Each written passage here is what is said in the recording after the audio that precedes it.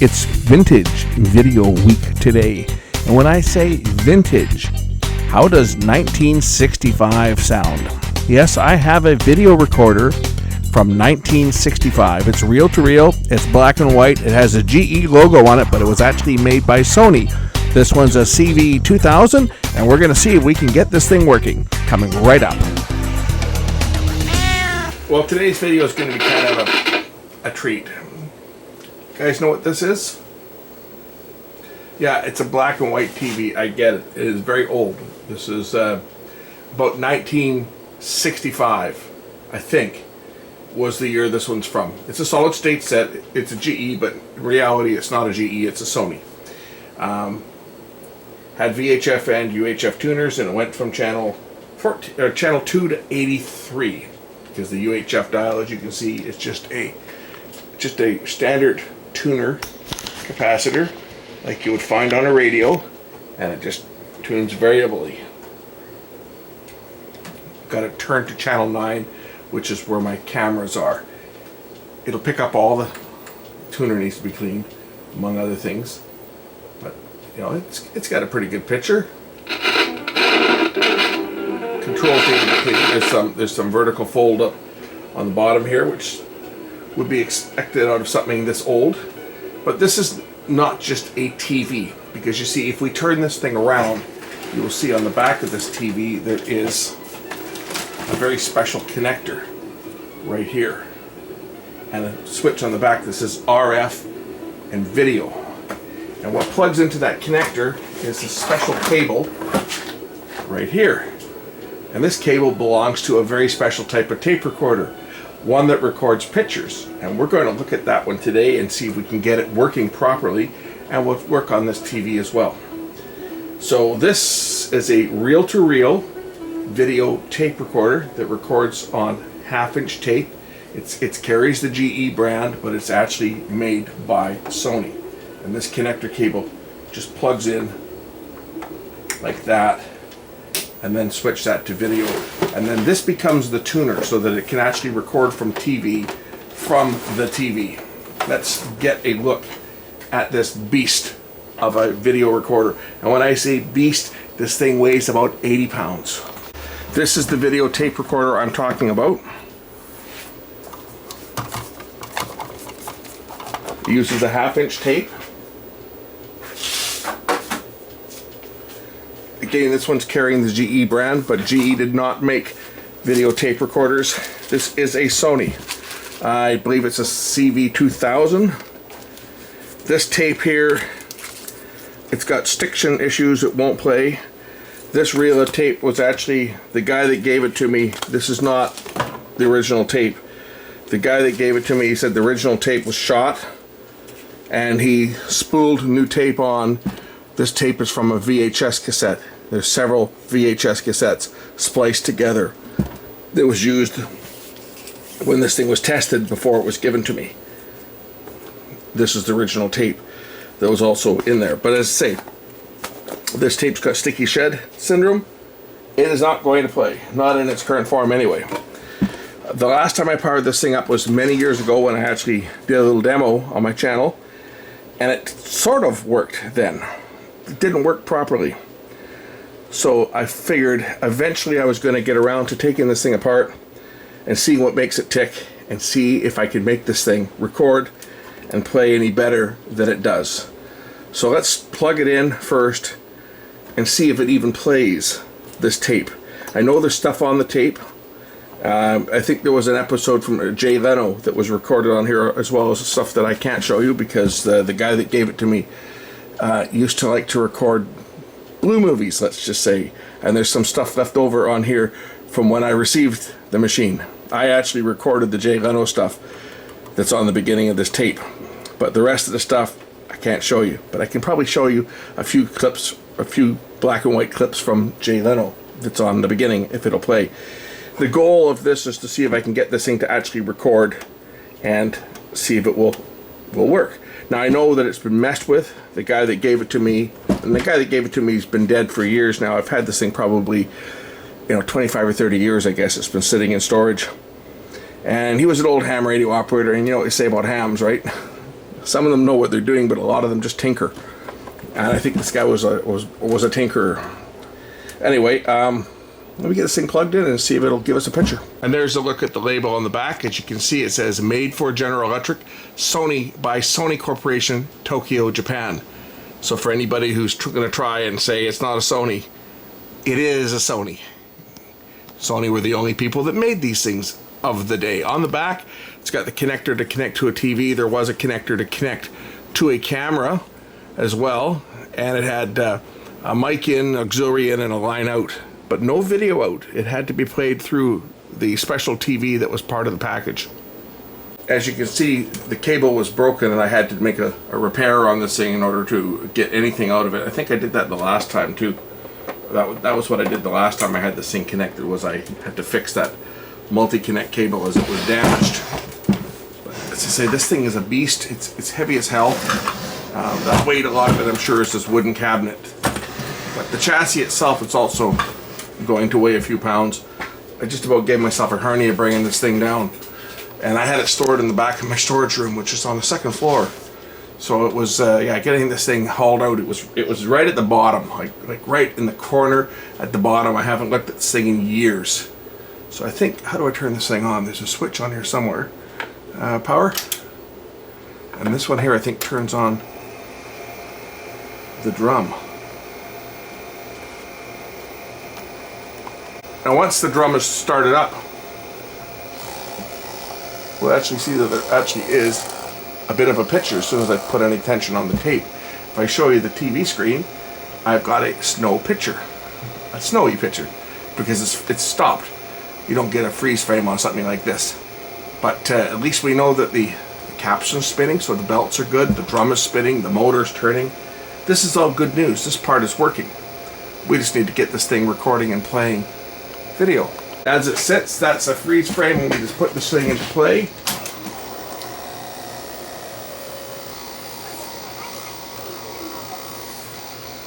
Looks like Kevin Costner. I think that's who it is. Who is on here? Pretty very popular. Just wonderful, just wonderful. Show us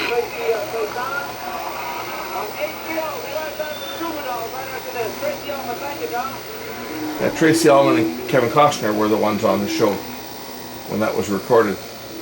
I could date when this was done. But as I say, it's not working anywhere near how it should. But at least it's got a picture, so that gives us a place to start. Now, recorders such as this, they recorded on what was called the skip field format. So there was two video heads. Oh yeah, there's a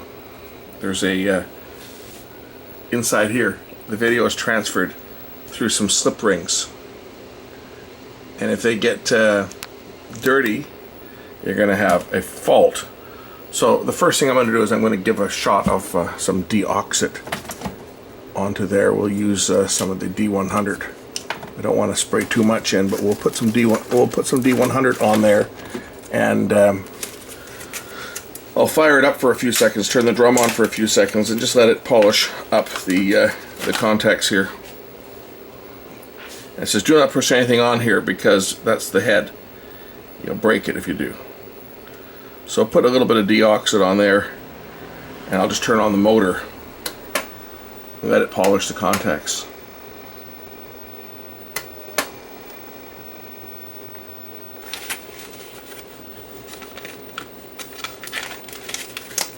And then of course wipe out any excess with a Q-tip, because I don't need centrifugal force throwing it all over the inside. We got a fair bit of dirt out of there.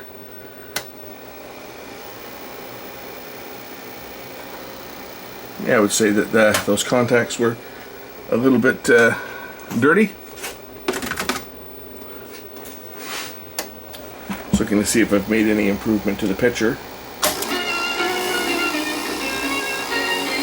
Not really. Still looks like crap. As you'll notice, the drum spins the opposite way that VCRs did. The drum spins clockwise. So this is the start of the frame, or the start of the field, and this is the end of the field. Unlike a VCR, which was the opposite direction. It actually plays back what's on the existing tape. Not too bad, but record, it leaves a lot to be desired. I have no control of my my video level, for example. Well, now I do. I didn't have any control of it before. And the audio, of course. But you have to set your levels have to be set manually, and typically you want to have it right about there in the green. See, as soon as I turn on the motor, it goes way too high. I don't know whether that's normal, or whether you set it when it's not in record mode. Could be that you set it when it's not in record mode, and then turn on the motor. Again, I don't know a heck of a lot about this machine because I've never used it. I've had it for all these years, and this thing's never been put in service. Let's just try threading up the tape that I know is bad, just so you guys get an idea how you had to thread these things. Tape went around these guides like this, and then onto the take-up spool.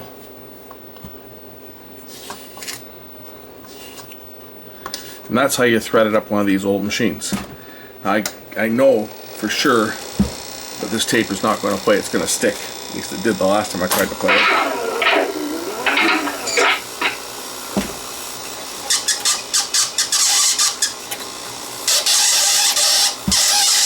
See what I mean? Sticky shed.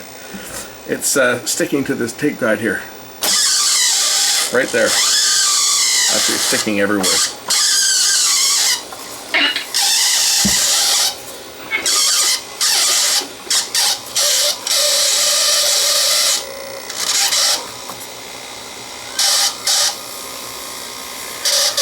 But this tape actually plays, sort of, along with all the fiction. It was recorded with a camera. It's somebody's home video from the 1960s. Unfortunately, the tape is in such sad shape that it's not going to play. I don't know if this is one that's a candidate for baking or not, whether that'll help with this. But it's in pretty tough shape. It actually appears to be the back coating on the tape that's sticking to the back side of these guides here, as opposed to the oxide coating. But I don't know whether the formula on this tape is any different than the formula on VHS tape or beta tape. So I got this other tape here that came with the unit, and the guy that gave it to me, he told me he spooled it from VHS tapes, which you can tell because it's got some of the clear leader here. But apparently this tape, he said, did work on it. And it does play back what's on there. Let's just see if I can get this thing to record anything better than it currently is, because right now it's not recording very well at all. Let's thread this tape up again. Probably wouldn't hurt to clean this guides and everything after that sticky tape was there. Let me just get some, let me get this, oh yeah, there's all kinds of oxide on here. Yeah, let me just clean this one off. And we'll thread this tape up. I'm gonna have to do some research and see if I can find any service data on something like this. This thing being so ancient, I have no knowledge of this type of machine at all, even what to begin looking for. I know it's what they call a skip field. In other words, it only records one field and it plays it back twice to form a frame, but it does it like at half the normal resolution because it only records the first field, if that makes sense to anybody.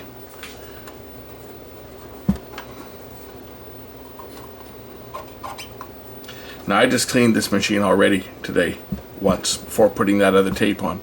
That's what came off that sticky shed tape. It was just a few minutes that I was playing it there. It's yeah, it's in pretty tough shape.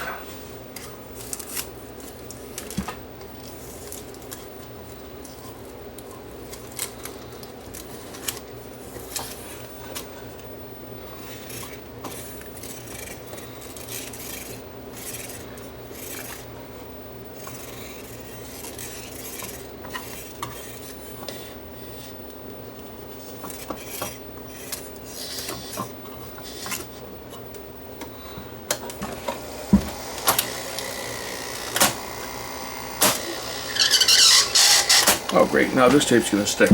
One thing I'll note is that when the drum is turned on, we'll lose vertical sync. So what's happening is that the drum is not locking to the incoming vertical sync, and it's inserting its own sync pulse on top of it, which, as you'll see, throws off the vertical off the TV. I'm just going to try making a recording of this. So I'm into record mode now. Just want to see what it's doing now that I've given it a thorough cleaning. Whether we're going to get anything resembling a picture on playback. I got a long ways to go on this one. But I got all day. I got all kinds of time in the world to work on this thing to see if I can get it to perform a little better than it is. But definitely going to have to do some research. See if I can find any type of manuals or schematics for this, which might be a tall order considering how old this unit is. It's almost there, it's just not working right. Okay, I'll rewind this tape a bit.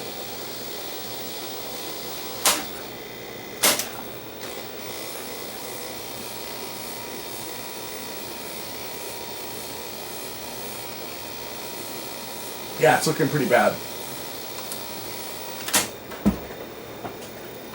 The variable which I don't know at this stage of the game is the bad picture caused by it having a problem with the machine? Probably. Or is the bad picture caused because I'm trying to record on the wrong type of tape? Which is also a big, strong possibility that VHS tape is not what this thing was designed for.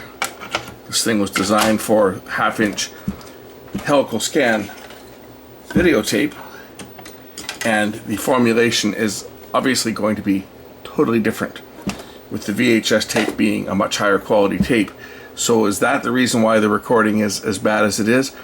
Probably not, because the recording from Jay Leno that was recorded years ago on this machine actually is better than what I'm able to record today. First thing though, we got to get this thing out of its cabinet. So let's take the tape off and get the machine out of the cabinet so we can start to take a look at it and see what makes this thing tick. And hopefully by the end of this video, or the end of a couple videos down, we'll be able to get this thing working, because I may not fix this all in one go. So I'm going to put out different parts to this video as I make progress, because this could be a while to get to this thing. First thing though I'm going to try is and take it apart and get the chassis out of the cabinet. So let's try and get that out now. This is actually easier than it seems, because it appears that there are no screws holding it in. All the screws have been conveniently removed from the bottom. Meaning that the guy that gave this thing to me has been working on it. So, unit comes out of the wooden cabinet just like that. So we look at the basis unit after the bottom or the cabinet is removed, which incidentally drops the weight of this thing by at least 20 pounds, because that cabinet is solid wood and it weighed about a ton. We've got a couple boards in here. Looks like we've got some audio and video boards. This one I think would probably be the power, maybe power and erase bias. Looks like it's got a transformer on here of some type, like a tunable transformer. I have no idea what any of these things do on here. We've got a motor with a belt with a crossover, which reverses the direction. This is a brake coil. Works like a motor, but they apply DC voltage to it, which will slow down the drum to synchronize it with the incoming sync. The early Betamax did exactly the same thing.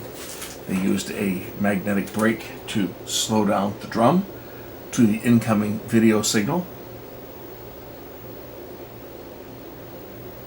A lot of little old electrolytic capacitors in here that are, 50 odd years old. I'm sure more than one or two of them are bad. There's an adjustment. It's a screwdriver adjustable down in here. I missed that. I don't know what it does. I wonder if it's a tracking type control. Well, I guess we should hook it up and try it and just see. Let me just turn this thing back up right, and we're going to plug in power so that I can run some tests on it with the unit apart.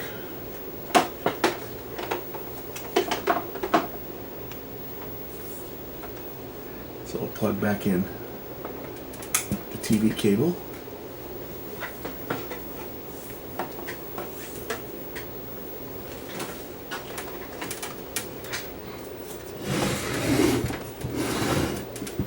Get the video heads in here. You can see the head. They're quite large by comparison to modern video heads. I removed this guide cover. Be able to see the head a little better, I think. Take out the screw. There's the entire drum, and you can see the head is there. If I rotate the motor from below,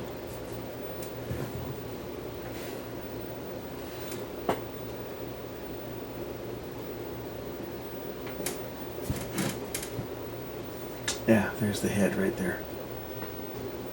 Here's something I can confirm, that we do have a drum error, because if I manually slow the drum down, watch what happens to the vertical roll on the picture.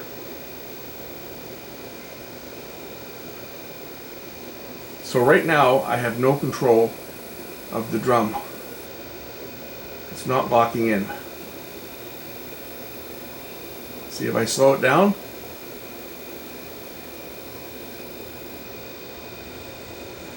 So we have a servo problem for starters in the record servo. Now check this out. See, I've just left it sit in the record mode here for a bit, and the servo is actually locking in. It's hunting. You can hear the drum motor. That's the magnetic brake. So it's hunting now, but it's starting to lock in, which tells me its capacitors on this has gone bad, and they're slowly reforming because it's been left sitting running for a while. So I may have to change some caps in this, but I may get lucky. I may not even have to change any caps if they all reform themselves and it starts to work. But I did find a schematic. So now we can go through the circuit and actually test things. Okay, there's a control right here. It's adjusted with a screwdriver. This is the control to set the servo free run speed. If you listen, you can hear the servo.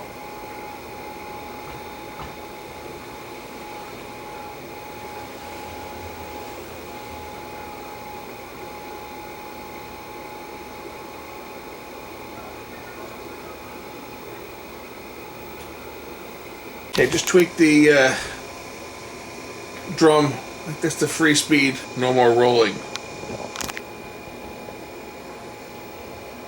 If I stop it, start the drum up, see how fast it locks in. And locks in. That's what we want. We want the drum to lock to the vertical. I'm going to thread that tape up and just see if I can actually make a recording and get something a little more stable than I was getting before. And I've put no parts into this so far. I've just made some adjustments and let the thing sit powered up for a while to let all the electrolytics kind of take a charge. I'll throw the tape on it and just see if I can actually make a recording. So I'm just going to record some stuff that's just off of my local analog modulator in my closet.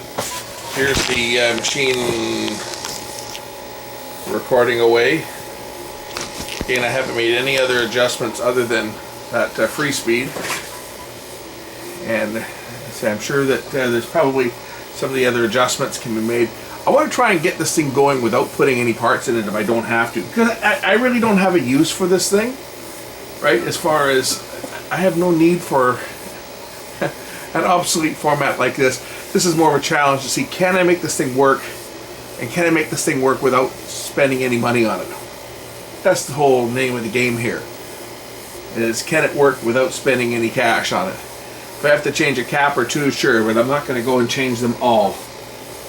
Just because changing them all would probably make it work perfect. But I want to see how good I can get it to work without putting anything into it other than just some careful adjustments and try and get this thing back where it was, because this thing was totally screwdrivered before I got it. All these paint seals on all the controls have all been broken. So somebody's been in here just cranking this thing away knowing nothing about what they were doing. So I'm trying to get this thing working without putting any parts into it. ultimately, if I can do that, then that would be great. Now, I have a sneaking suspicion that this tape is not the right bias that's on here because it's a VHS tape. But we'll see whether I get any picture on playback.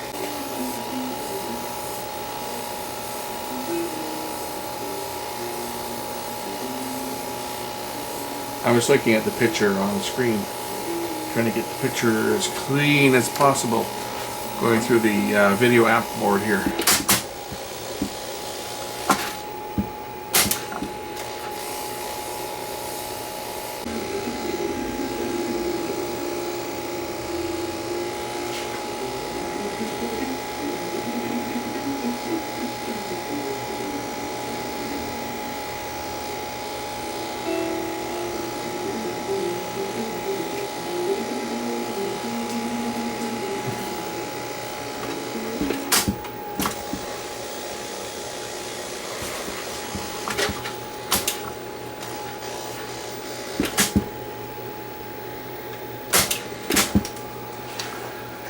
So this is what I've got it now at. Not perfect yet, but we're getting there. And playback. So as you can see, I'm making progress. I'm not perfect yet, but I'm looking a lot better than I looked when I started on this thing, where it wouldn't record anything. And now it's actually got a picture that we can see. I don't get any sound though. I got a problem with the sound. It's not recording sound properly. It's work in progress, but as you can see, it's a lot better than when I started out, which I had no picture at all. It's all just been measuring and making some subtle adjustments to try and get the waveforms kind of looking like they are supposed to look on the schematic. And see, no parts have been changed as of yet.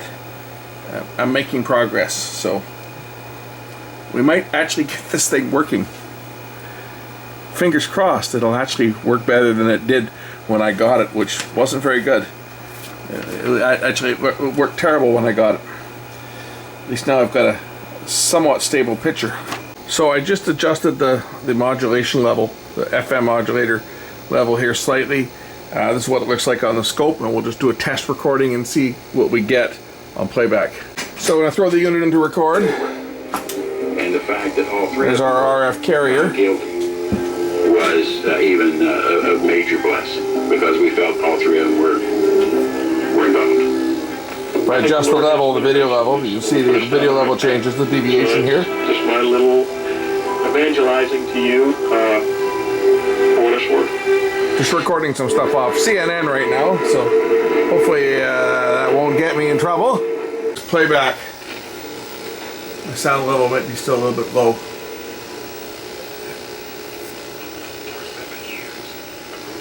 Levels are a little still low. But my picture is becoming a little more stable than it was a couple minutes ago. I'm just adjusting the video levels as I record this.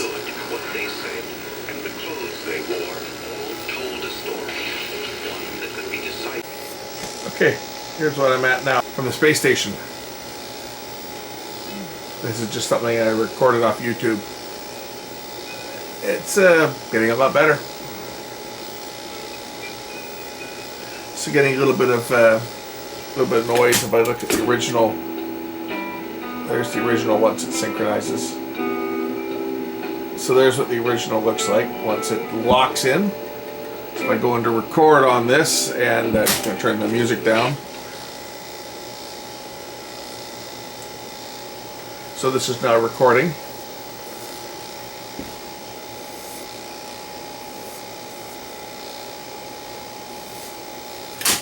Play it back.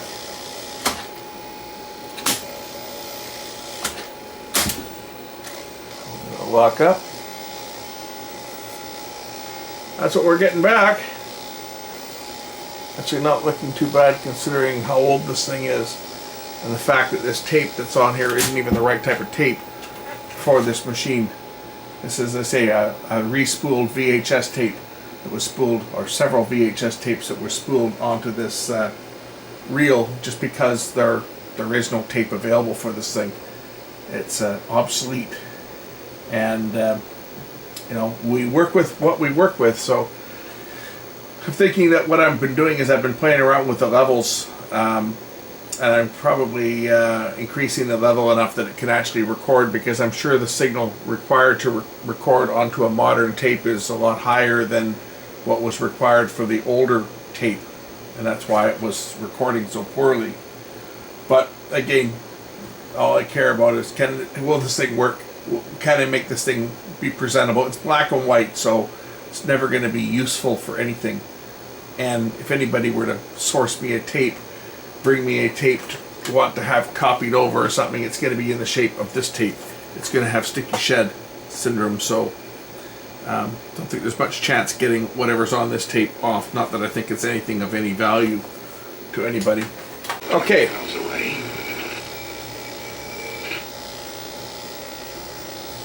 This is what we're at right now with this unit. Getting to understand why. It was something they saw. So not perfect, but it certainly is a lot better than what I started out with. I'm going to end this video now. This is to kind of give you guys a bit of a preview of what will be coming up in the next couple of episodes. We're going to try and get this thing working even better. And it looks better, by the way, than it does on camera, because the camera is blowing out a bit, but it's actually not looking too bad. If I show you the live picture, that noise is in my cable feed. That's not an artifact of the recorder. That's in my feed. I think that's my cable coming into here. Anyway, that little bit of noise on there, that's on the cable. That's on my analog cable coming in. And then you notice the flag waving at the top here? That's doing it on live right from the TV. So that might be a problem in the horizontal on the TV. But if we look at playback, here's playback.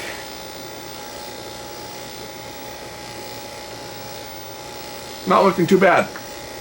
Anyway, that's what I'm going to leave this one tonight, and we're going to pick up on this one in the next one. This is just kind of to get you guys primed. Thanks for watching.